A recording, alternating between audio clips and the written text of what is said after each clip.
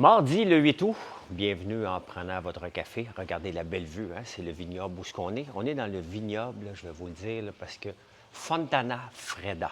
Hein? On part aujourd'hui pour Milan. Bienvenue en prenant votre café en version vacances. Je ne le fais pas tous les jours. Quand j'ai la chance, je le fais. Merci d'être là. Vous avez bien répondu hier à l'appel. J'ai un très bon menu aujourd'hui.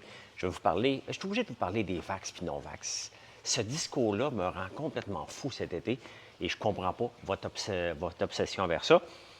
Québec solidaire, le rêve, la réalité, le communisme, le capitaliste, le laisser-aller, ça va être intéressant de parler de ça. Les policiers de la SPVM sont riches. Les autres sont riches. Je vous aime. Ben non, je vous aime. Suivre sa passion, hein? Un super article dans le New York Times, Suivre sa passion ou sa raison. J'ai écrit un livre là-dessus. Il y a un chapitre, donc je vais vous parler de ça. TVA et le monde à l'envers, je vais vous parler de ça aussi. Je vais essayer d'arranger un peu mon OK. Non, pas comme ça. Bon, comme ça. Je vais vous parler de ça. Mais tout d'abord, on va partir avec une énigme. J'en ai déjà parlé, puis ça me fait rire à chaque fois, cette compagnie-là. Le 8 août 1898, une céréale voyait le jour.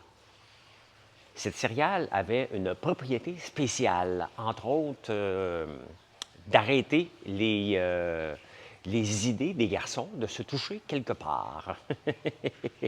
Quelle est cette céréale? Actualité.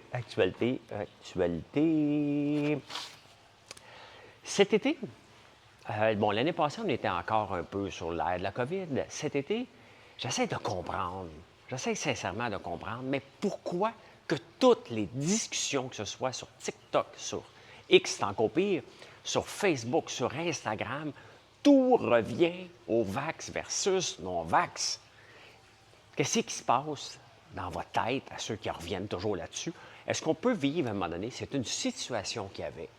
On passe à autre chose. Il y a des gens qui ont dit que leur dossier est devant le gouvernement, l'OMS, puis ils vont poursuivre la planète. Sincèrement, hein? Dans la vie, là, tu fais autre chose que ça. Tu regardes qu'est-ce que tu peux faire pour mieux vivre, pour avoir la paix. Mais comment ça se fait qu'il y a autant de gens qui vivent dans le passé comme ça? Ça me tue de voir autant de discussions. Je bloque des gens à tous les jours, que ça finit plus, ça finit plus. Passer à autre chose, c'est fini, là. Elle est encore là, by the way. Hein? On voit qu'il y a de plus en plus de cas à travers le monde. Mais bon, qu'est-ce que vous voulez qu'on fasse? C'est un nouveau virus qu'on va vivre avec. Il faut passer à autre chose à un moment donné. Hein? On vient de jeter un paquet de doses, justement. Hein? L'autre sujet qui est là pour cet été, dans les journaux, en tout cas, qui sont affectés, tous les journaux sont affectés, c'est Meta. Est-ce qu'on est pour ou contre Facebook?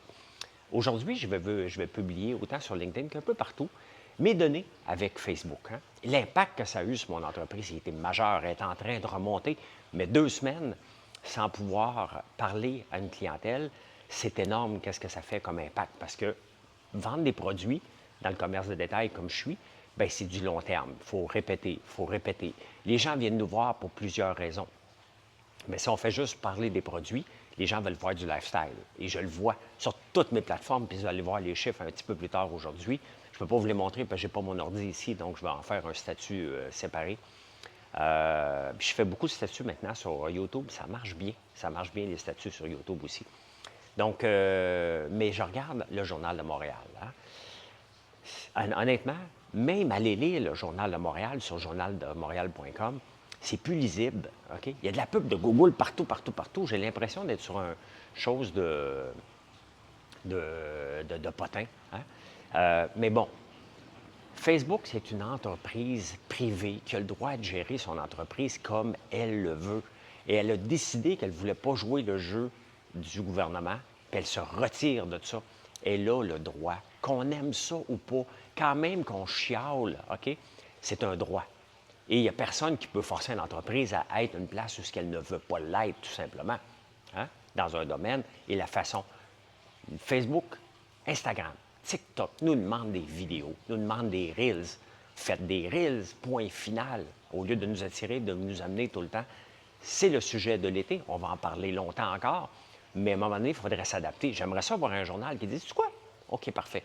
Je vais reprendre une autre page parce que là, il est cuit, hein, et je vais faire des vidéos en conséquence. Je vais demander à mes journalistes, on va les aider, voir qu'est-ce que ça peut faire. Ces journaux-là hein, auraient un avantage majeur de faire ça. Hein. Hey, les snowbirds! Oh, oh, oh. Les snowbirds, qu'est-ce qu'on fait avec les snowbirds? Les snowbirds allaient dans la ceinture du Sud. Hein? Donc, entre autres, ils allaient en Floride. Ça coûte tellement cher aller en Floride maintenant que je ne pense même pas m'acheter un jour un condo là-bas. J'avais ça dans mes futurs plans de 70 ans, là, de m'acheter un condo. Ça n'arrivera pas avec les prix que là. Il y avait Phoenix, hein? Et là, Phoenix, il fait trop chaud. Le problème, c'est que quand on vieillit, puis Phoenix, en Arizona a eu une augmentation de 52 des gens de plus de 65 ans. La population active a augmenté dans les 10 dernières années de 52 C'est énorme. Donc, les gens vont vivre là-bas. Le problème, c'est qu'il fait trop chaud. Puis bon, quand tu es vieux, bien, la chaleur extrême, ça ne marche plus. Donc, où on va maintenant? Est-ce qu'on s'en va au Costa Rica? On reste ici? On attend que la chaleur vienne nous chercher? Sincèrement, c'est un dilemme de plus en plus compliqué parce que la chaleur extrême affecte les personnes âgées. Donc, Arizona a un problème en ce moment. Il y a trop de gens aux hôpitaux qui souffrent de chaleur. Ah, je suis contre la gestion de l'offre dans tous ces domaines. Je n'en fais pas de maladie, hein, mais quand il y a des aberrations qui se présentent, j'en parle. Le prix plancher sur l'essence, s'il y a quelque chose de complètement stupide, qui était là pour protéger les petites pétrolières qui n'existent plus, hein, ou presque pas, bien, il y a encore des creviers, il y a encore des... Mais il y en avait plusieurs à un moment donné, puis on met un prix plancher pour pas que les grandes pétrolières attaquent les petites. Qui paye? Le consommateur, bien entendu, c'est nous autres, à la pompe, qui paye. Mais cet été, il y a eu 547, ça ne s'invente pas, 547 amendes pour des pétrolières, des essenceries. Écoute, j'appelle même ma place la guimauverie, fait qu'à l'essencerie, où ils ont fait les prix plus bas que le prix plancher, puis ils se sont fait taper ses doigts pour être trop... Qu'est-ce que vous voulez qu'on fasse dans un pays comme ça? Comment voulez-vous qu'on soit géré quand le gouvernement va se mêler d'un paquet d'affaires qui devient ridicule à un moment donné? Sincèrement, enlevez-moi ça, le prix plancher. Laissez la concurrence régler le problème, tout simplement. Hein? Ah, ça en va au Québec, Qu'est-ce qui se passe au Québec? Qu'est-ce qui se passe au Québec? On parle de Québec solidaire. Olivier Bolduc ne m'aime pas. Bien, Olivier Bolduc, on va s'entendre, Québec solidaire n'aime pas les entrepreneurs, hein, surtout pas ceux qui sont fiers de réussir. Donc, idéalement, un entrepreneur qui vient demander l'aide de l'État, ça, ils sont contents parce que c'est du communisme à l'extrême. Et Olivier Bolduc, bien, ne m'aime pas. Puis là, il vient de remporter l'investiture. Il n'a pas remporté, puis il ne gagnera pas dans Jean Talon. Hein. C'est la CAQ qui va rentrer là, c'est à peu près certain. Puis le Parti québécois prend de l'ampleur. De toute façon, les libéraux vont diminuer. Et on va se le dire, là, l'autre candidate qui était là, c'est une médecin. Donc, techniquement, sur papier, elle a un CV plus beau qu'Olivier Bolduc, qui est sténographe. Rien contre la job de sténographe, mais ce n'est pas les mêmes études. Hein? Ce n'est pas le même gabarit. Elle est une femme. Et quand on veut imposer, et c'est ça la leçon qu'on doit retirer d'Olivier Bolduc, qui vient de gagner l'investiture de Québec solidaire, quand même que Québec solidaire veut avoir des femmes. Les gens ont décidé, non, on veut l'autre. Hein? Et c'est ça la démocratie. Et c'est ce qu'on peut voir en ce moment, c'est que Québec solidaire est anti-démocratie, tout simplement, dans leur façon de gérer, de vouloir faire les choses. Ils veulent imposer, alors que la règle veut que ce soit la démocratie qui décide. Bien, c'est exactement, ils viennent de se faire prendre leur propre jeu. Et moi, je capote là-dessus. Je ne tripe pas pantoute sur Olivier Bolduc et j'espère qu'il va se casser les dents. Il va faire une coupe de folerie, de toute façon, pour montrer qu'il n'est pas apte à être un député, tout simplement. Mais quand même, c'est une bonne leçon de Québec solidaire entre le rêve, la réalité et la réalité du terrain aussi. Hein? Et en plus de ça, c'est le parti qui a le moins de femmes alors qu'ils ne font que parler de ça. En pourcentage. Hein? Ils ne font que parler de ça. On veut des femmes, on veut ci, on veut là. Puis oui, on veut des femmes, mais hein, c'est pas comme ça que ça marche, tout simplement. Hein? Hey, les policiers de la SPVM, sais qui joue avec un grinder ici? Je fais un show, je fais un show, moi, ici. Euh, les policiers de la SPVM, hein, à Montréal, hein, ils gagnent en moyenne, 67 des policiers gagnent en moyenne 100 000 par année. C'est énorme. Hein? C'est énorme. Et Valérie Plante, elle dit, bien, écoute, ils ont besoin d'argent, on va leur donner 20 d'augmentation. Que c'est beau la vie. C'est tout, parce que je les aime, les policiers. S'ils m'arrêtent, je ne voudrais pas qu'ils pensent que je chiale contre eux autres. Vous le méritez. Vous le méritez. Vous le méritez. Êtes-vous tombé sur la tête? Le gars qui fait du grinder devant moi et derrière moi, il va faire un bout de sa tête. Hey! C'est un bon hey bien placé, là. Suivre sa passion. Un article du New York Times qui a été repris par la presse. La presse, elle aime ça reprendre beaucoup d'articles du New York Times. C'est pas ça du journaliste. Hein? Ça peut se déclarer journaux, mais ça, c'est pas du journaliste. Lorsque tu reprends, tu ne mérites pas une subvention pour reprendre un article d'un autre. OK? On va se le dire, là.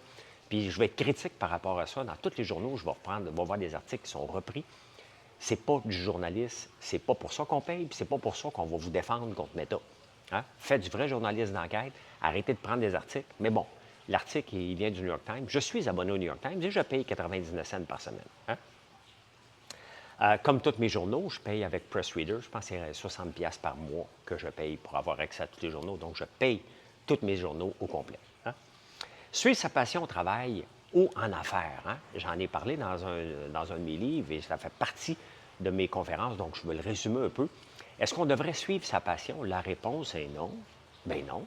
Si on suit sa passion, il faut suivre sa raison. Hein? Qu'est-ce qui va être rentable? Qu'est-ce qui va être le fun à faire? Suivre sa passion, si vous êtes un employé, vous allez vous faire exploiter. Hein? Parce que vous allez aimer ça, vous n'allez pas compter vos heures. Puis à la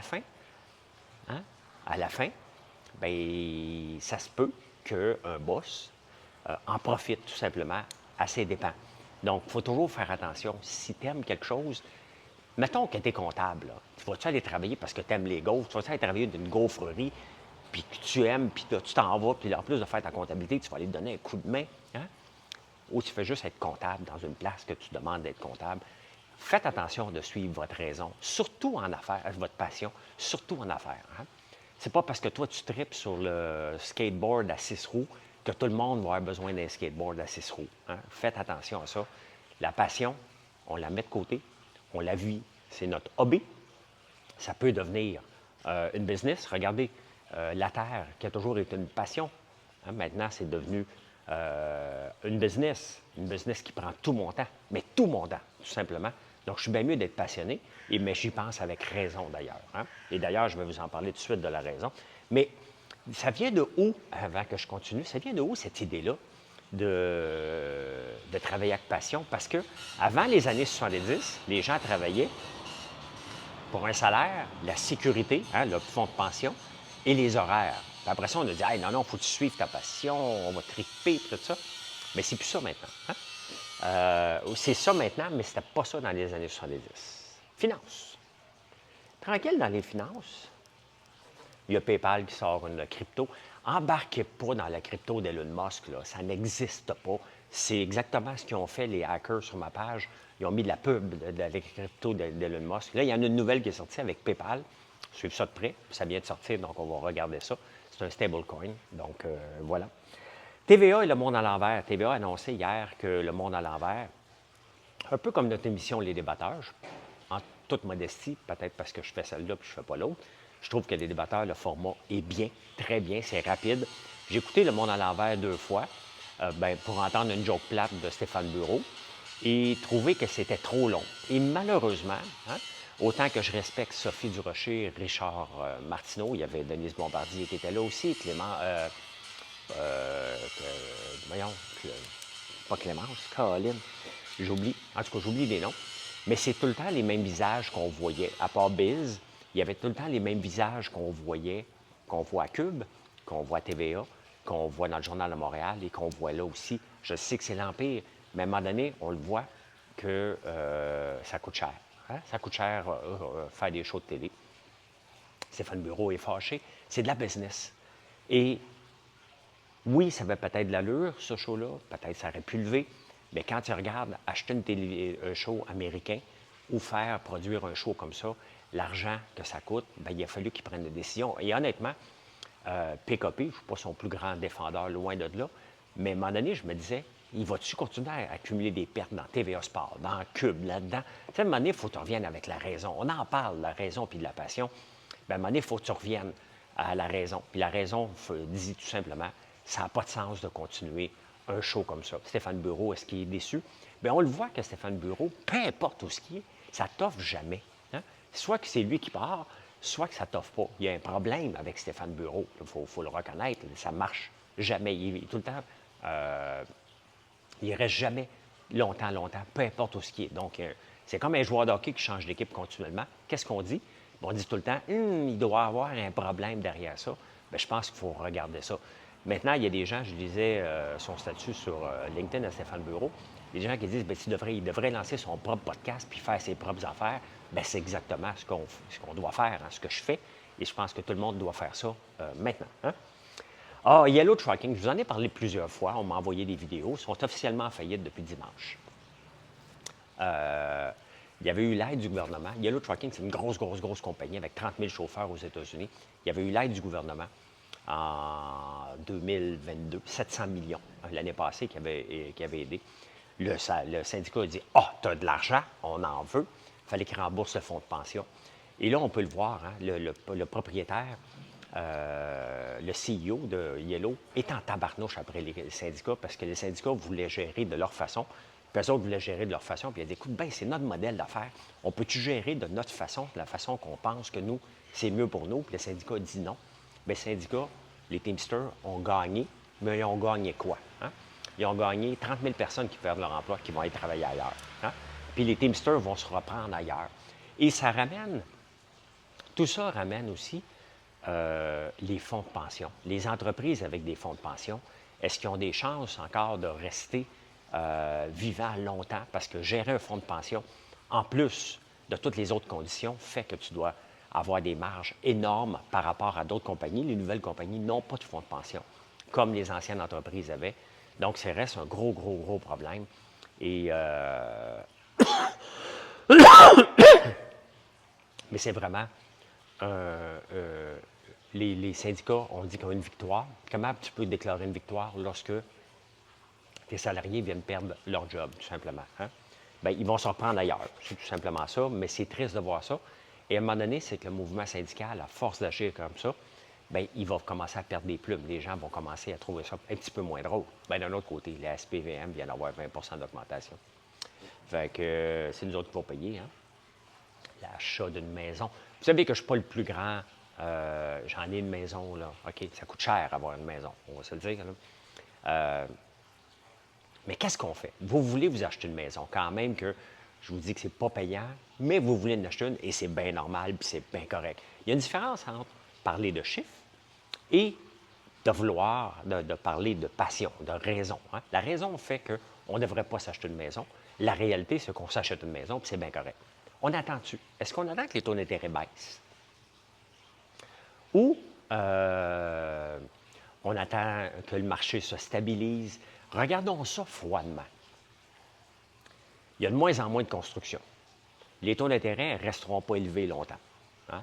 Bon, c'est normal, ça restera pas, ça ne s'en va pas vers le 15 Donc, ça va arrêter où? On ne le sait pas, mais ils ne resteront pas là. L'année passée, il y a eu 1 million d'immigrants qui sont rentrés au Canada. On en veut 100 millions pour 2040, 2050. Je pense 2050, on va être 100 millions, on est 40 millions. Donc, imaginez la pression sur les logements, sur les maisons que les gens vont vouloir acheter. Qu'est-ce qui est mieux? Hein? D'acheter maintenant ou d'attendre qu'il va y avoir encore plus de gens qui vont vouloir avoir une maison, peut-être votre maison?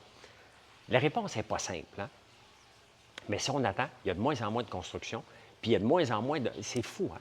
Parce qu'on attire de plus en plus d'immigrants et on devrait construire de plus en plus de logements et ce n'est pas le cas, tout simplement parce que ce n'est pas rentable et les règles favorisent trop les locataires par rapport aux droits des propriétaires, tout simplement. Mais est-ce qu'on achète une maison ou on attend?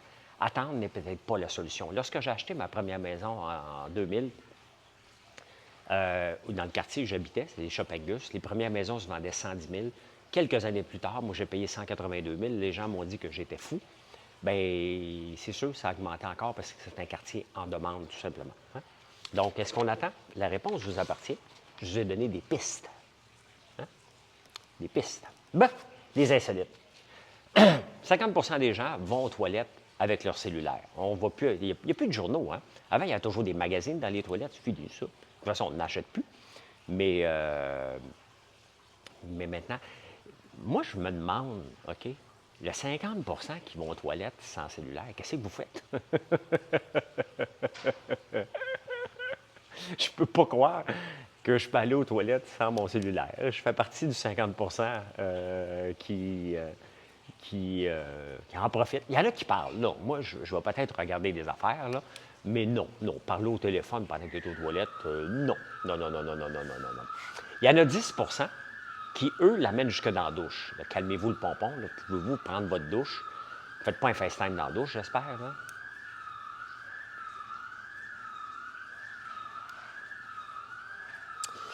Taylor Swift, les cartes de crédit adorent Taylor Swift. Pourquoi? Elle fait 13 villes en Angleterre. Elle en fait une ici à Toronto suite au supplément de Justin Trudeau. Ça va être la nouvelle blonde à Justin Trudeau? Hein? Qui va être la nouvelle blonde? Le Journal de Montréal a fait un article là-dessus. Donnez-moi des impôts, donnez-moi des... Je veux être défendu par Meta. Hein? Hein? On fait un article sur Justin Trudeau avec qui va sortir. Mais les cartes de crédit, l'augmentation des dépenses sur les cartes de crédit grâce à Taylor Swift, 4 c'est énorme, hein? L'effet Taylor Swift. J'essaie de regarder au point de vue entrepreneurial, qu'est-ce que Taylor Swift a pour être si hot que ça? Sa musique n'est pas wow, elle est bonne, là. Hein? Mais il y a quelque chose, elle a une aura, il y a quelque chose qu'elle a comme girl. Peut-être notre sœur, notre amie, elle a quelque chose avec elle qui fait qu'elle est parfaite au point de vue marketing, cette fille-là. Un peu comme Ryan Reynolds, le gars, au point de vue marketing, il a l'affaire. Et ces gens-là sont des maniaques du marketing, tout simplement, avec leur face, bien entendu. Bon, un peu de musique, fini un peu, là. Ah, bien, écoutez, les woke ne sont pas en vacances, là. Non, non, non, non, non, pensez pas qu'ils sont en vacances. Les woke sont toujours disponibles. Maintenant, il faut bannir le mouton noir, hein? TQS, dans le temps, le mouton noir de tête. Non, il faut enlever ça. On ne peut plus appeler un mouton noir parce que, bien, c'est pas le mouton qui est noir, c'est quelqu'un qui est différent des autres. Donc, il faut le dire. Quelqu'un qui va à l'encontre de ses pairs. Il faut la chanson de Joe Dassin aussi, là. Ici, on l'appelle l'été indien. Il faut bannir l'été indien, bien entendu. Hein? Ben oui, parce que ne faudrait pas choquer personne. Il faut bannir l'été indien aussi. Donc, non, non, ils ne sont pas en vacances. Ils ne sont pas en vacances. Hey, ils vont en avoir des affaires au mois de septembre, si déjà ils sont déjà là-dessus. Eh bien voilà, l'énigme du jour. Le 8 août 1898, Will Kellogg sortait les cornflakes. Et les cornflakes avaient la propriété. Hein? Si tu as un ventre qui est plein, que tu manges bien des fibres, tu as moins tendance à faire des gestes de, de satisfaction personnelle. Vous lirez l'histoire de Kellogg et des cornflakes. C'est tout ce que je me dis. Je vais être respectueux des réseaux sociaux. Hey, je vous souhaite une excellente journée. Aujourd'hui, nous autres, on fait de la route pour Milan. Donc, je vais m'assurer que j'ai 2 réservoirs à essence, un à méthane, un à gaz. Donc, je vais m'assurer que les 2 sont pleins. Hein, on va à la paix. Et je vous souhaite une excellente journée. Merci de me suivre même en vacances. Et aujourd'hui, je vais vous publier, quelque temps aujourd'hui, je ne sais pas quand, mes réseaux sociaux. Comment je m'en occupe depuis que j'ai récupéré ma page et quel est l'impact du reach, du nombre de gens qu'on peut rejoindre en faisant les choses différemment. Parce que les gens nous suivent, il ne faut pas l'oublier, pour notre histoire. Les produits, si on n'a fait que parler des produits, puis ça vaut, ce que je fais, vaut pour les journaux. Hein? Les journaux nous invitent juste à parler de leurs foutus articles en nous plantant de la pub d'un peu partout, et c'est pour ça que ça ne marche pas. Si on veut que ça marche, il faut aller dans le lifestyle, il faut aller à l'intérieur et de voir des choses différemment et jouer la game des réseaux sociaux. Je vais vous montrer l'impact lorsqu'on joue la game des réseaux sociaux, autant sur X, sur Facebook, sur Instagram, sur TikTok. J'ai tout sorti les chiffres. Je vais vous montrer ça un petit peu plus tard dans la journée. Donc, bonne journée tout le monde. Merci d'être là. et à plus tard. Bye bye.